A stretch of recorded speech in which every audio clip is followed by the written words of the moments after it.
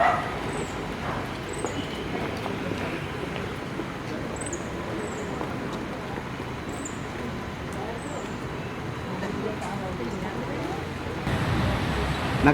අපේක්ෂක කවුද?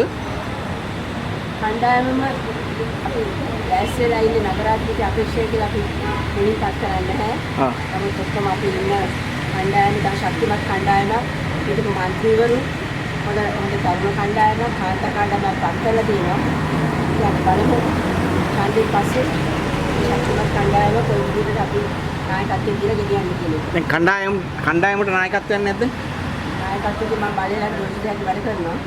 ඒක කටයුත්ත අනිත් ඔක්කොම කණ්ඩායම් නායකයෝ තමයි කොට්ටාසල නායකයෝ. තම කෙනාම නායකත්වයෙන් තමයි කොට්ටාස් දිනවන්න වැඩ කටයුතු ඉදිරියට කරන්නේ. අද නොමිනේෂන් දුන්නේ කොහාටද? බදුල්ල නගර සභාව ප්‍රාදේශ සභාව. කොහොමද ඉදිරි කටයුතු පිළිබඳව ඔබගේ අදහස් තියෙන්නේ? වර්තමාන දේශපාලන තත්ත්වය ගැන එහෙම කොහොමද? දේශපාලන තත්ත්වය ගැන කතා කරොත් දෙපාරක් දැන් මම හිතන්නේ ජනතාව රැවටිලා ඉන්නේ.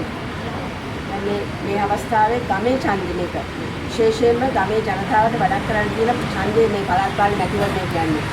ඒකට අපේ කණ්ඩායමට දක්ෂයි. මෙතන මන්ත්‍රීවරු ඉන්නවා 6 දෙනෙක්, ප්‍රාදේශ සභාවේ 3 දෙනෙක්, කරදිච්ච නැති. ඒ වගේම තරුණයන්ට මේ වාර අවස්ථාවක් ලැබිලා තියෙනවා හොඳ. ඒගොල්ලන්ට යන්නේ ඉස්සරහට අනාගතේ නායකත්වය බාර ගන්න. ඒ වගේ ශක්තිමත් කණ්ඩායමක් කාන්තාව පිරිසක් ඉන්නවා හොඳ. ඒගොල්ලන්ට ගමන යන්න මේ ආණ්ඩුවේ වැඩ පිළිවෙල මම කියන්න ඕනේ අද මොකද වෙලා තියෙන්නේ කියන එක. ඒකට සාකච්ඡා කරන එක ගමේ අපේ කණ්ඩායමේ වගකීම. ඒගොල්ලන් කියලා ගමේ ජනතාවට කතා කරන්න ඕනේ. ගමත් එක්ක ජීවත් වෙන කණ්ඩායම. මම හිතනවා ශක්තිමත් කණ්ඩායමක් අපි ජයග්‍රහණය කරනවා කියලා.